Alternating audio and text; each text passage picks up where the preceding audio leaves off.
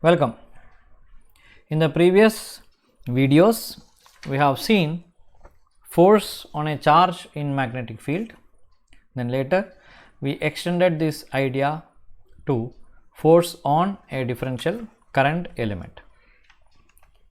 So, in today's video, we are trying to find expression for magnetic force between two differential current elements.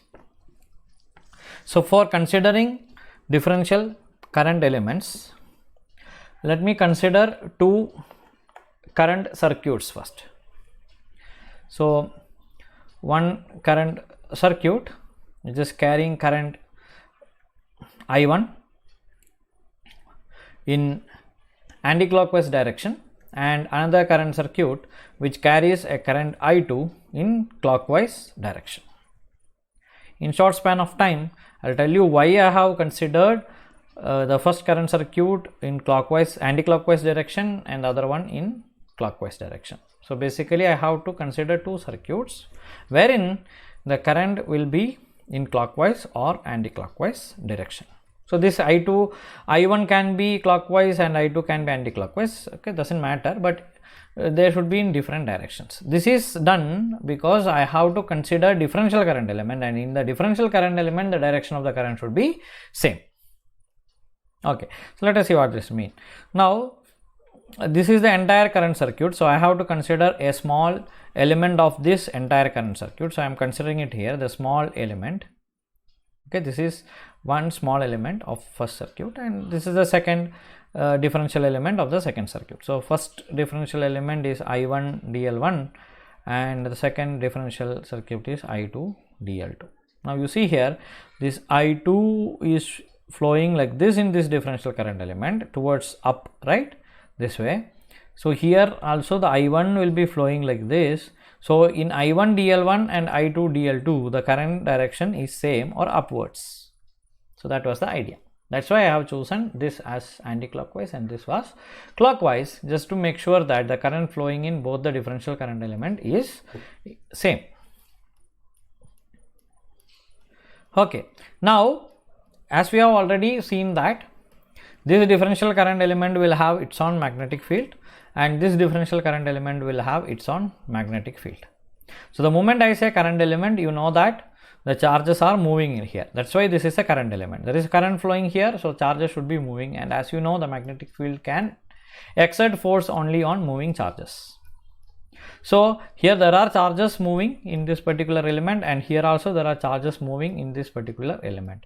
So, here this particular differential current element will have its own magnetic field around it, and this differential current element will have its own magnetic field around it. So, the magnetic field produced by I1 dl1 will exert some force on I2 dl2, and magnetic field produced by I2 dl2 will exert some force on I1 dl1.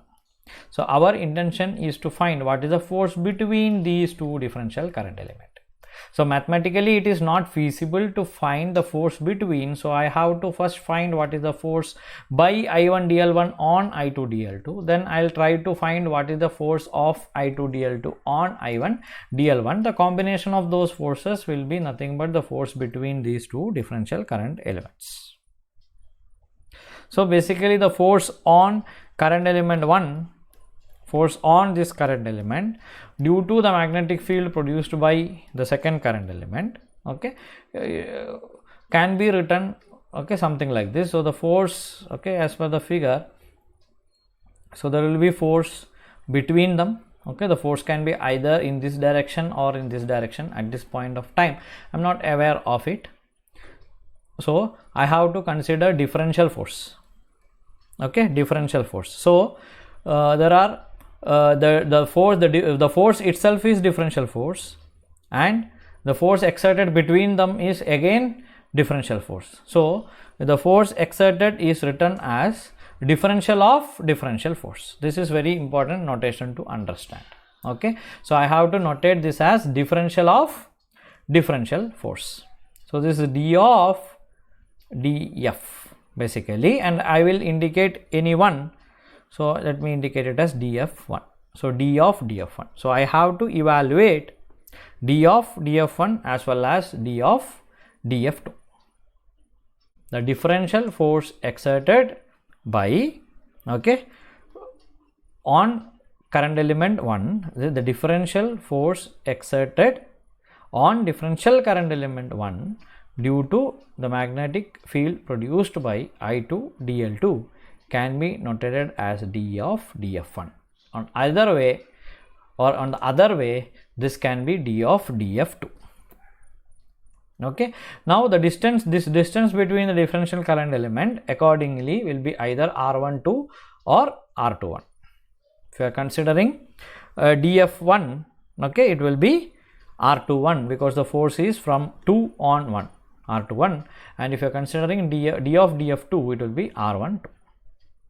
I hope these notations are clear and I didn't confuse you. Okay, so by going with the equation, that is force on differential current element, we already know that the force on differential current element df vector is written as I dl cross b. This we have seen in the previous video.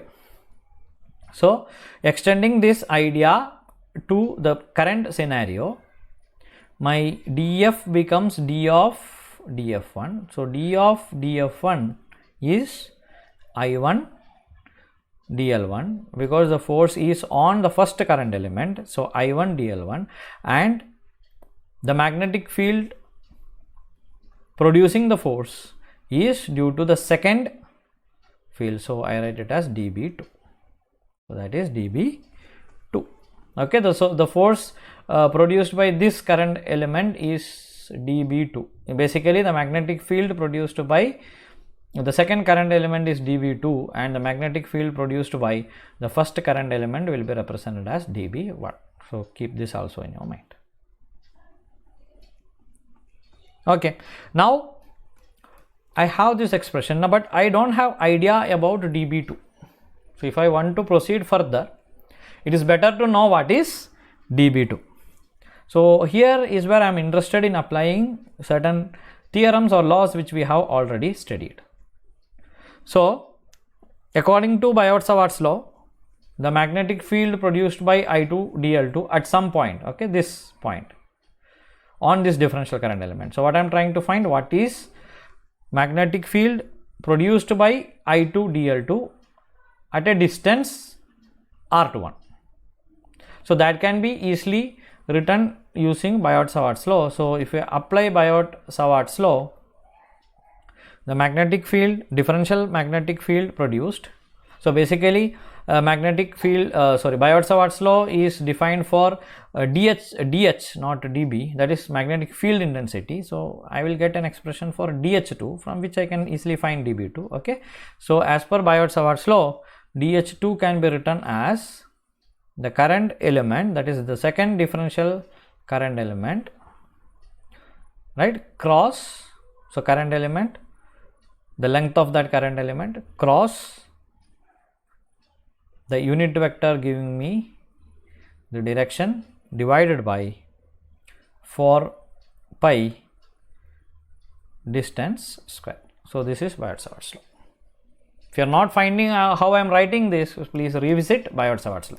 Okay, so as from Biot-Savart's law, I can easily write dh2 as I2 dl2 cross ar21 cap divided by 4 pi r21 square.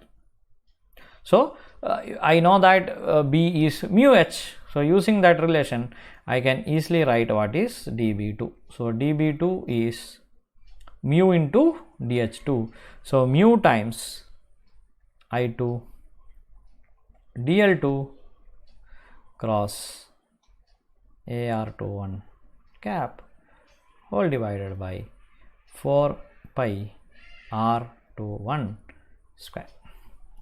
So this is my dB2. Now substituting this expression, okay, now just now I got dB2, I was not interested in dB2, but I have to find a better equation for my differential of differential force. So which was I1 dl1 cross dB2, and now using Biot-Savart's law, I know that dB2 is this expression. So I can just back substitute this value into my force equation to find d of dF1. So my d of dF1 will be now I1 dl1 cross this entire value. So mu I2 dl2 cross my unit vector divided by 4 times pi r21 square. So this is what I get, d of dF1. Okay, but what I am interested in force between differential current elements. So what I am getting here is the differential force, right, of the differential current element. So if I want to get the force, that is F1 in this case, right, F1. So if I want to get F1 from this expression, I have to double integrate LHS. Agree? So if I integrate this equation twice, we are going to get the total force on current element 1 due to current element 2. So what is the total force F1 by current element 2 on current element 1? That will be F1. So I have to double integrate this. So let me double integrate this and rearrange. So here mu I1, okay, I2 and I1, right? These are constants. So the amount of current flowing in both the current circuits remains same, and mu is permeability of the medium, which also remains same, and in the denominator 4 pi is also remains same. This R21 can vary because I can shift this current circuit carrying same current, okay, either very near to each other or little far from each other. So this R21 also treated as variable. So treating this constant or keeping this constant outside while double integrating, I can write it as mu I1 I2 divided by 4 pi. So these many terms are constants. Then I have to double integrate, okay, over the closed path, because what I have assumed or what I have considered here is two closed path current circuits. Okay, obviously current will not flow in an open circuit, so we have closed path current circuit, and the remaining terms I have to write dl1 cross dl2, okay, cross ar2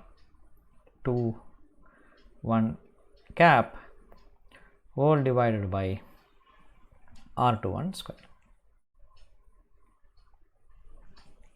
So this is my expression for the total force on current element 1, first current element, due to the second current element.